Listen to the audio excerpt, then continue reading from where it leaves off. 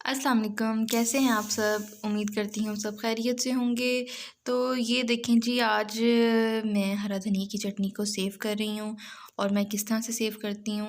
हरा धनिया, हरी मिर्च, लहसुन, नमक और थोड़ा सा ज़ीरा, इन सबको अच्छी तरह से ब्लेंड कर लेती हूँ और फिर इनको क्यूब्स में सेव कर लेती हूँ। फिर जब भी रायता बनाना हो तो वो फिर आसान रह जाता है। क्या थोड़ा थोड़ा बंदा पीसे, और इससे इसका कलर भी नहीं ख़राब होता जो हरा धनिया का होता है। तो आज आपसे अच्छी बात शेयर करूँगी हज़रत बिलाल रज़ी अल्लाह अन्हु के बारे में।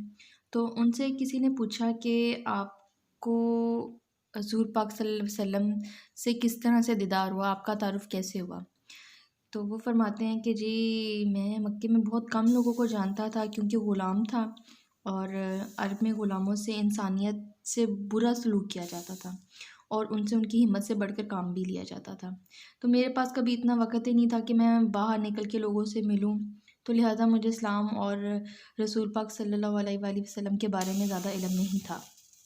तो एक दफ़ा ऐसे हुआ कि मुझे बहुत सख्त बुखार था, सर्दियों के दिन थे, और मैं लिहाफ़ लेके लेटा हुआ था। तो क्या, मेरा मालिक आता है और वो मुझे पूछता है कि भाई तुम इस तरह से लेटे हुए हो, उठो और काम करो।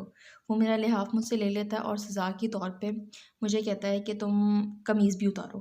तो कहते हैं मैं काम कर रहा था और साथ साथ रोता जा रहा था। तो इतने में मैं क्या देखता हूँ कि एक शख्स दरवाज़ा दस्तक देता है। तो मैं पूछता हूँ कौन? तो वो कहते हैं कि मैंने उनको अंदर आने की इजाज़त दी। तो एक नहायत पुरनूर चेहरे वाला शख्स अंदर दाखिल होता है और पूछते हैं, जवान तुम क्यों रोते हो? जवाब में मैंने कहा, चलो अपना काम करो, यहाँ पूछने वाले तो बहुत आते हैं लेकिन इमदाद कोई नहीं करता। तो वो चल पड़ते हैं। तो मैंने कहा कि मैं ना कहता था कि यहाँ पूछने वाले तो बहुत आते हैं पर इमदाद कोई नहीं करता।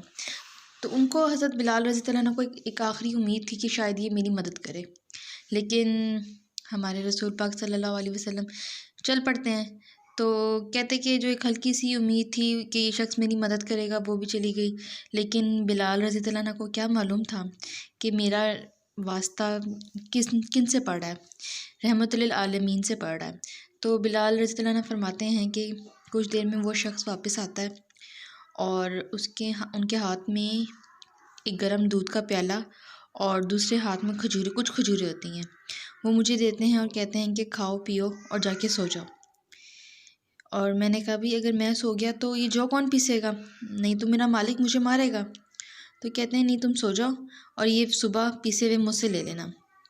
तो हमारे रसूल पाक सल्लल्लाहु अलैहि वसल्लम सारी रात एक अजनबी हबशी के लिए चक्की पीसते हैं और सुबह होते हैं तो वो उनको देके चले जाते हैं। दूसरी रात, तीसरी रात, 3 रातें मुसलसल ऐसे होता है कि रसूल पाक सल्लल्लाहु अलैहि वसल्लम आते हैं और चक्की पीसते हैं और सुबह के टाइम जो दे के उनको चले जाते हैं।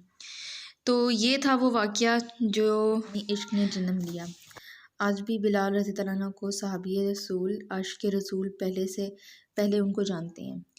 तो एक दिन जब बिलाल रज़ी अल्लाह अन्हु अज़ान ना देते थे तो खुदा ताला सूरज को तुलू होने नहीं देता था, उनको रोक देता था। तो इस तरह से जब रसूल पाक सल्लल्लाहु अलैहि वसल्लम के वसाल के बाद जब हज़रत बिलाल रज़ी अल्लाह अन्हु को कहा गया कि आप अज़ान दें, तो उन्होंने अज़ान देना बंद कर दी थी। क्योंकि जब वो अशहदु अन्ना मुहम्मदन रसूलुल्लाह पढ़ते थे तो इतनी वो ज़ोरों ज़ोर रोते थे कि उनकी हिचकियाँ बंद हो जाती थीं। अल्लाह पाक हमें भी ऐसे आशिक़ रसूल होने की तौफ़ीक़ अता फ़रमाए। तो जी, ये वाक़या के साथ साथ मैंने चटनी भी बना ली और इस तरह से इसको क्यूब में सेव कर लिया। तो ये बहुत आसान रह जाता कि जब भी रायता बनाना हो, क्यूब्स को निकाला, डिफ्रोस्ट किया। डिफ्रोस्ट करने की भी ज़रूरत नहीं है, दही में डाला, साथ ही इसको मिक्स किया तो ये खुद ही डिफ्रोस्ट हो जाता है। इसके साथ अब मैं एक शामी कबाब की भी रेसिपी आप लोगों के साथ शेयर करूँगी। और चलें जी, इसकी भी इंग्रेडिएंट्स हम इकट्ठी करते हैं। तो शामी कबाब बनाने के लिए जिन जिन चीज़ों की हमें ज़रूरत है उनमें हमें चिकन चाहिए और चने की दाल चाहिए, लहसुन, प्याज, थोड़ी सी दही से थोड़े से क्रिस्पी बन जाते हैं, एक अंडा, लाल मिर्च, हल्दी और साबुत गरम मसाला, नमक, हरी मिर्चें, और इन सब को हम लोग कुकर में डालेंगे। चिकन वाइट इसलिए क्योंकि ये फ्रीज़ है, तो चने की दाल के साथ मैंने चिकन भी डाल दिया और थोड़ा सा पानी डाला ताकि ये चने की दाल भी गल जाए और चिकन भी। सारे स्पाइसेस इसमें ऐड कर देंगे और उसको 3 मिनट या 4 मिनट का हम प्रेशर देंगे। प्रेशर के बाद ये देखिए हमारे पास इस तरह से आ गया। अदरक भी ऐड की थी लेकिन वो वहाँ पे शो नहीं की। इनको अच्छी तरह से पीसना, और पीसना आपने दौरी में है। दौरी में बहुत अच्छा टेस्ट आता है, चॉपर में नहीं आता। थोड़ी सी मेहनत है, कर लीजिए। अच्छी तरह से पीस लिया, बारीक बारीक टेक्सचर हो गया।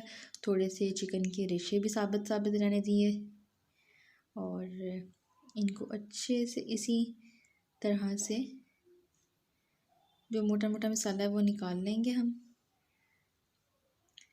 हाँ जी, अब इनको अच्छे से मिक्स करके हम लोग शेप दे देंगे शामी कबाब की।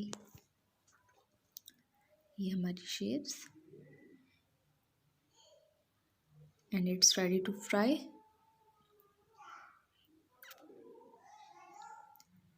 पैन में थोड़ा सा घी डाला और अंडे के साथ इसको हम लोग फ्राई कर देंगे। कुछ लोग बेसन के साथ भी करते हैं लेकिन मुझे लगता है कि अंडे के साथ ये थोड़ी सी क्रिस्पी बनती हैं।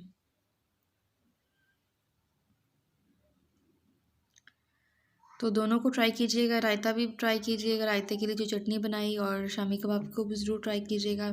फिर मुझे फ़ीडबैक दीजिएगा कि आप लोगों को कैसा लगा। तो इसके साथ बाय बाय।